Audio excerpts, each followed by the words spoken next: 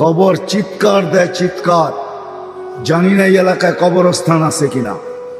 আলী রাদিয়াল্লাহু তাআলা আনহুর কথা সত্য, কবর চিৎকার দেয়, যে তার পাশ দিয়া যায় তাকে চিৎকার দিয়া শোনায়, ইন্তাকালনা মিন দারিল গুরুর। শোনো শোনো, আমরা ধোঁকার ঘরের থেকে বাহির হয়ে চলে আসছি। আমাদের সব সম্পর্কগুলো ধোঁকা ছিল, ধোঁকা। দেখাবো চোখে আঙ্গুল দিয়া কেমন ধোঁকা। এইখানে একজনও হবে কিনা আমি জানি না, প্রতিদিন 2 রাকাত নামাজ মা বাবার জন্য পড়ে, প্রতিদিন শুধু 2 রাকাত নফল মা বাবার জন্য পড়ে। আর হাতটা উঠায় বলে, মালিক এই 2 রাকাত দুইজনরে 1-1 রাকাত করে দিয়া দিও। পড়ি তাইলে দোকানা তো কি, বাপের সব রাইখা দিলাম, গায়ের কাপড়টা পর্যন্ত খুইলা রেখা দিলাম, সস্তা কাপড়ে পেঁচায়া নিজের সবচেয়ে বড় দায়িত্ব মনে করা কবরে ঢুকায়া দিলাম। আজ পর্যন্ত 2 রাকাত নামাজে অভ্যস্ত হইলাম না। শুধু 2 রাকাত নামাজ, 2 রাকাত, বেশি না। একজনও এখানে অভ্যস্ত নাই যে ডেলি আমি 2 টাকা মা বাবার নামে সৎকা করি, ডেলি, পার ডে। এটা আমার নিয়ম, আমার অভ্যাস। 1 টাকা মা, 1 টাকা বাবা, ডেলি 2 টাকা দেই, 2 টাকা। একজনও হাত উঠাইতে পারবেন? তাহলে আলী রাদিয়াল্লাহু তাআলা আনহুর কথা সত্য, আলী রাদিয়াল্লাহু তাআলা আনহুর কথা সত্য, এটাই চির সত্য। কবরের চিৎকারই সত্য, ইন্তাকালনা মিন দারিল গুরুর। সম্পর্কগুলা সব ধোঁকা ছিল, এই ঘরটাই ধোঁকা। কবরে দিয়ে আসতে দেরি, আমাদেরকে বলতে দেরি করে না, ইলা দারিল গুরাবা। তারপরে বলে আমরা অপরিচিত জগতে চলে আসছি, এইখানে কাউকে চিনি না, কেউ আমাকে চিনি না। শুধু শুধু ঘরে মৌত হইলে ফেরেশতা চিৎকার দেয় না, ফেরেশতা চিৎকার দেয়, যাহাবাতিল আমওয়াল, তোমার সব অর্জন হাতছাড়া, বাকিয়াতিল আমাল, প্রস্তুতি তোমার সাথে আছে, প্রস্তুতি। আমি ঘুমাই, যাত্রা ঘুমায় না, আমি থামি, যাত্রা থামে না, আমি বসি, যাত্রা বসে না, আমি বিমুখ হই, যাত্রা বিমুখ হয় না, আমি ক্লান্ত হই, যাত্রা ক্লান্ত হয় না, চলমান যাত্রা। কোন দিকে? আখিরাতের দিকে। কোন দিকে? কবরের দিকে। কোন দিকে? মৌতের দিকে। কোন দিকে? আল্লাহর দিকে। কোন দিকে? ওই দিনের দিকে। যালিকাল ইয়াউমুল হক, এক সত্য দিনের দিন আমাদের যাত্রা। আজকের বাজার ভিন্ন, প্রত্যেক মার্কেটের মালিক ভিন্ন, প্রত্যেক বাজারের ঠিকাদার ভিন্ন, প্রত্যেক ঘাটের ঠিকাদার ভিন্ন, প্রত্যেক এরিয়ার আধিপত্যওয়ালা ভিন্ন। আল্লাহ বলে ওই দিন আসতেছে, মালিক ইয়াউমিদ্দিন, একটা দিন আসতেছে যেই দিনের মালিক আমি একা, আর কেউ না। সত্য এটাই, আমরা যাত্রী। আসেন, কথা গুছায় নিয়ে আসতেছি। শুধু চলে গেলে চলবে না, পরিসমাপ্তি ঘটায় গেলে চলবে না। আপনি জানেন না এটার পিছনে আল্লাহ কি ব্যয় করছে, কি ব্যয় করতেছে। আপনার আমার অস্তিত্বের পিছনে কি লাগছে আর এখন কি লাগতেছে। ছোট একটা উদাহরণ দিলে যদি বোঝা যায়, 2020-এ, বেশি দূরে না এখান থেকে, ঢাকা শহরে বেশি দূরে না, হাসপাতালের নাম বলবো না, আধা ঘন্টা অক্সিজেন, 84,000 টাকা বিল। এখনো বাংলাদেশের মিডিয়া এটা লেখা আছে না? নাই? হাসপাতালের নাম বলবো? জানি আমি নাম। আধা ঘন্টা অক্সিজেন কত বিল? 84,000 টাকা বিল। 2020-এর করুণায়। আর ডেলি নেই 550 লিটার। যাত্রী আমরা, যাত্রার পরিসমাপ্তি আমার ইচ্ছা ছাড়া ঘটবে। আমি যত বড় ব্যক্তিত্বই হই, একজনেই ছিলেন যিনি চিরদিন থাকতেন, जिनार नाम मुहम्मदुर সাল্লাল্লাহু আলাইহি ওয়াসাল্লাম। উনি ইচ্ছা করলে চিরদিন, উনি ব্যক্তিত্ব ছিল চিরদিন থাকার মতো, উনিও থাকেন নাই।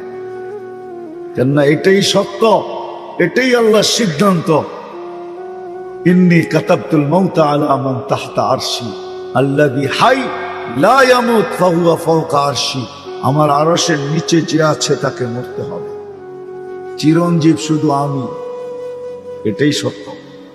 বলবেন মালাকুল মউত কি মরবে? উনিও মরবে, ওনারটাও কিতাবে লেখা আছে। ওনার পালা যখন আসবে তা আল্লাহ থাকবে আর উনি থাকবে, আর কেউ থাকবে না। কেননা ওনার চিৎকারটা এত বিকট হবে, যদি কেউ থাকতো তাহলে চিৎকারে বুক ফাইটা মারা যেত।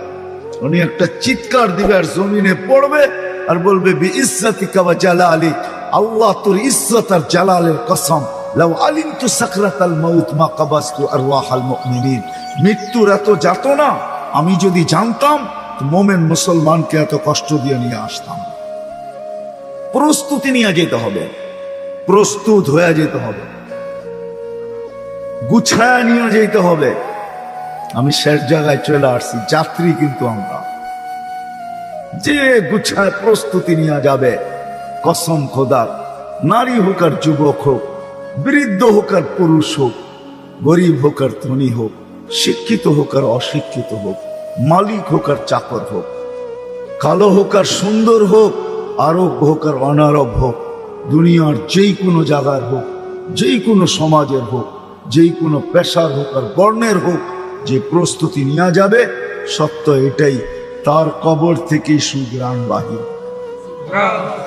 নাইলে ফেরাউনের কৃতদাসীর কবর থেকে সুঘ্রাণ বাহির হতো না। আমি চোখে দেখা বলতেছি, ফেরাউনের কৃতদাসীর কবর থেকে এখনো সুঘ্রাণ বাহির। বিশ্বাস হয় না? অ্যাড্রেস দেই, দেখা আসেন। আমি দেখা আসছি, আমি দেখা বলতেছি, কিতাব পড়া না। কেউ যদি বলে কিতাবে নাই, ওকে বলবো তুই দেখা আস, তারপরে বলিস কিতাবে নাই। আমি তো দেখা আসছি, এই নাকে ওই গ্রাম লাগানো আছে, এই জন্য বলতেছি। আমরা সবাই কিন্তু যাত্রী, কিন্তু গুছায়া নিয়ে পরিসমাপ্তি, গুছায়া নিয়ে যেতে হবে। ইচ্ছা ছাড়া পরিসমাপ্তি ঘটবে, আমার অগোচরেই আমাকে উঠানো হবে, কিন্তু প্রস্তুতি নিয়ে যেতে হবে। প্রস্তুতি, প্রস্তুতির জন্যই এত কিছু ব্যয় করা হইতেছে, নাইলে আল্লাহ ব্যয় করতেন না। সত্য এটাই, এক শ্বাস ফেলতে দিতেন না, এক শ্বাস, এক শ্বাস নিতে দিতেন না। কোরআনে বলেও দিছে আনতুমুল ফুকারা আল্লাহু আল গনিয়ুল হামিদ। তোমরা শ্বাসে শ্বাসে আমার মুখাপেক্ষী, কদমে কদমে, পলকে পলকে তোমরা আমার মুহতাজ। আস্তুরুকা, আমি সুরক্ষিত করি বিদায় তোমরা সুরক্ষিত। আমি যদি সুরক্ষা না করতাম তাহলে তোমরা কোনোদিন সুরক্ষিত হইতে না। আনজিল রহমতি ইলাইকা নাজিল, 24 ঘন্টা আমার রহমত নাজিল হতে থাকে। তুমি কি করো ওটা ভিন্ন কথা, কিন্তু আমি রহমত নাজিল করতে থাকবো। আমরা কি করি এটাও বলে দিছেন, মাসিয়াতুকা ইলাইয়া সাঈদ, তুমি 24 ঘন্টা নাফরমানি পাঠাইতে থাকো, আমি রহমত পাঠাই, তুমি নাফরমানি পাঠাও। 24 ঘন্টা নাফরমানি পাঠাইতে থাকো, চলে যেতে হবে। রূপগঞ্জের মানুষ চলে যেতে হবে, আমরা কিন্তু যাত্রী, কিন্তু গুছায়া যেতে হবে, গুছায়া। যেই কোনো মুহূর্তে আমার অনিচ্ছায়, আমার ইচ্ছা ব্যতীত পরিসমাপ্তি ঘটবে, যেই কোনো মুহূর্ত আমাকে উঠায় নিয়ে যাবে। আসেন, গুছায়া নিয়ে যেতে হবে, গুছায়া, গুছায়া নিয়ে যেতে হবে। সত্য এটাই, যে গুছায়া নিয়ে যাবে, গুছায়া নিয়ে যেতে হবে, প্রস্তুতি নিয়ে যেতে হবে। কেননা সাক্ষাতের থেকে ভাগাও যাবে না। কোরআন এটাই বলে, আফাহাসিবতুম আন্নামা খালাকনাকুম আবাস ওয়া আন্নাকুম ইলাইনা লা তুরজাউন। তোমার ধারণা কি আমার কাছে ফিরবে না? আমি তোমাকে বেষ্টন করে রাখছি, বেষ্টন। তুমি অবরুদ্ধ। নিচে আমার জমিন, উপরে আমার আকাশ। লিল্লাহি মুলকুস সামাওয়াতি ওয়াল আরদ। উপরে যাবেন এটাও আল্লাহ, নিচে যাবেন এটাও আল্লাহ। আল্লাহ বলতে তুমি বেষ্টিত, তুমি অবরুদ্ধ, কোথায় যাবে? আমি ফজরের পরে মার্কাজে নাস্তার জন্য যখন বসছি, তো দুটা ছেলে দস্তরখানে আসছে। চেহারাগুলা কেমন জানি ফ্যাকাশে, চুলগুলা এলোমেলো, জামাগুলা বেশি একটা ময়লা ছয়লা। আমি জিজ্ঞেস করলাম, বাবা তোমাদেরকে দেখলে আর আমেরিকা দেখলে কোনো মিল তো নাই। আমেরিকা মানে রিটেন ক্লিন, ঠিক না? উন্নত তো উন্নতই, ঠিক না? তোমাদের পোস্ট পাস চেহারা সব উন্নত হবে, এই অবস্থা কেন? বলছি, হুজুর গতকাল বিকালে আমরা জেলখানার থেকে আসছি, আমাদের এখানে আপনজন বলতে কেউ নাই। তো আমরা খুঁজা বাহির করছি, এখানে যাব তো যাব কোথায়? ভাবলাম তাবলিগের মার্কাজে যাইয়া উঠি কমসে কম। এরা তো গাড় ধাক্কা দিয়ে বাহির করবে না, বেশির থেকে বেশি এটা করবে, গাড়টি দিয়ে 3 চিল্লায় পাঠায় দিবে, কিন্তু বাহির তো করবে না। তো এখানে চলে আসছি। আমি প্রশ্ন করলাম, তোমরা জেলখানায় গেলে কেন? ওই ঠিক ওই কাহিনী যে আমরা মেক্সিকো দিয়ে ঢুকতেছিলাম, পুলিশের হাতে পড়ে গেছি, জেলখানায় পাঠায় দিছে, কেস চলতেছে, জামিনে চলে আসছি, কেস চলতে থাকবে, জিতলে থাকতে পারবো, নাহলে চলে যাব। আমি বললাম, তোমরা কি 2 জনই ছিলে? বলে না, আমরা বাংলাদেশের 3 জন ছিলাম, আমাদের সাথে বিরাট বড় একটা গ্রুপ ছিল। আমি বললাম, আরেকজন কোথায়? হায় হায়, তাদের জবাব শুনে আমার চোখের পানি চলে আসছে। তারা বলতেছিল, সে মেক্সিকোর জঙ্গলে হারায় গেছে, জানি না তার পরিণতি কি হয়েছে। বাস্তবিকই কোন মার সন্তান 30 লক্ষ টাকা দিয়া ওই পর্যন্ত পড়ছে, হারায় গেছে, কোথায় আছে কে জানে? হতে পারে চিরদিনের জন্য স্বপ্ন ওই জঙ্গলে ডুবেই গেছে। এইখানে সমস্যা তো 60-70 বছর। মৃত্যু আসতে দেরি, অবসান ঘটায় দিতে দেরি হবে না। যদি এই কথা সত্য না হইতো, তাহলে কিতাবে এই কথা কোনোদিন আসতো না। ব্যস্ত মানুষগুলা যখন দুনিয়ার থেকে বিদায় নেয়, রূহ যখন বাহির হয়, যারা সব সময় নিজেদেরকে ব্যস্ত ভাবে আর বলতে থাকে, আমি বড় ব্যস্ত, আমি বড় ব্যস্ত, আমি বড় ব্যস্ত, I am very busy, I am very busy, যারা বলতে থাকে, ডাইনে বামে দেখার যাদের সুযোগ হয় না, আল্লাহ ডাকলেও কোনোদিন কর্ণপাত করে না। আল্লাহ কিন্তু ডেলি 5 বার আমাদেরকে ডাকে। কি বলেন? শুধু 5 বার না, হ্যাঁ, শুধু 5 বার না, আল্লাহ কিন্তু লম্বা একটা সময় নিয়ে আমাদেরকে ডাকেন। আমি আপনাদেরকে উদাহরণ দিতেছি হাদিস থেকে। রাতের 3 ভাগের 1 ভাগ যখন অতিবাহিত হয়ে যায়, সূর্য ডুবা এবং উঠা, এই সময়টাকে কাউন্ট করেন, 3 দিয়া ভাগ দেন। প্রত্যেক ভাগে কতটুকু সময় আসে? সূর্য ডুবার পরের থেকে যখন এতটুকু সময় অতিবাহিত হয়ে যায়, তো আল্লাহ প্রথম আকাশে চলে আসে, সুবে সাদেক পর্যন্ত আল্লাহ ডাকতে থাকে। কি বইলা ডাকে? যদিও হাদিসের শব্দের তর্জমা আমি অন্যভাবে করতেছি। আল্লাহ ডাকে দুনিয়ার নারী পুরুষ যুবক বৃদ্ধ প্রত্যেকটা মানুষকে ডাকতে থাকে, ও দুনিয়ার মানুষ, দুনিয়া আল্লাহর শাস্তি দিতে ভালোবাসে, আমি আল্লাহ মাফ করতে ভালোবাসি। বিদায় আমি চলে আসছি মাফ করার জন্য, তুই হাত উঠাইতে দেরি, আমি মাফ করতে দেরি করব না। দুনিয়া আল্লাহর শাস্তি দিয়া মজা পায়, যদিও শব্দটা আল্লাহর জন্য শোভনীয় না, কিন্তু আমার কাছে শব্দ আর নাই, এই জন্য ওই শব্দই ব্যবহার করতেছি। আল্লাহ বলতেছে, দুনিয়া আল্লাহর শাস্তি দিয়া মজা পায়, হ্যান্ডকাপ পড়ায় মজা পায়, বেড়ি পড়ায় মজা পায়, রিমান্ডে নিয়ে মজা পায়, কাঠগোড়ায় দাঁড় করায় মজা পায়। হায়, আমি আল্লাহ মাফ করা মজা পাই, তুই হাত উঠাইতে দেরি, আমি মাফ করতে দেরি করব না। আল্লাহ সুবে সাদেক পর্যন্ত ডাকতে থাকে। এই 3টাই তো আমাদের বড় সমস্যা, বাত, কাপড়, বাসস্থান। আরো হাজারো প্রয়োজন আছে, এগুলোও সমস্যা। কিন্তু মিটাইতে যে আমরা মাথার গাম পায়েও ফেলি।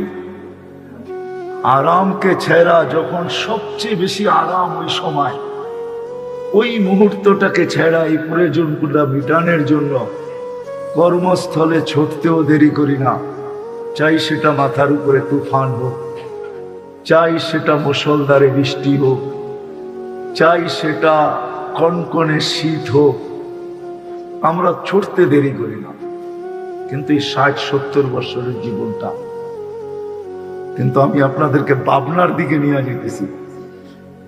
একটা সমস্যা আমাদের সবার সামনে আসতেছে, যেটা আসলে সবচেয়ে বড় সমস্যা, যার উপরে কোনো সমস্যা নাই, যার উপরে কোনো সমস্যা নাই, যেটাকে আখেরাতের সমস্যা বলে, যেটাকে কবরের সমস্যা বলে, যেটাকে মৌতের পরের সমস্যা বলে, যেটাকে মৌত রূপে সমস্যা বলে, যেটাকে মিজান রূপে সমস্যা বলে, যেটাকে পুলসিরাত রূপে সমস্যা বলে, যেটাকে জান্নাত জাহান্নাম রূপে সমস্যা বলে, ওই আখিরাত আমাদের সবচেয়ে বড় সমস্যা, যেটা প্রতিদিন আমাদের দিকে ধায়া আসতেছে। সে যেরকম আমাদের নিকট হয়, আমরাও কিন্তু তার দিকে প্রতিদিন নিকটবর্তী হইতেছি। কোন আল্লাহ ডাকে, 5 বেলা ডাকে, তারপর আসে, অথচ একের ভিতরে 100 ছিল।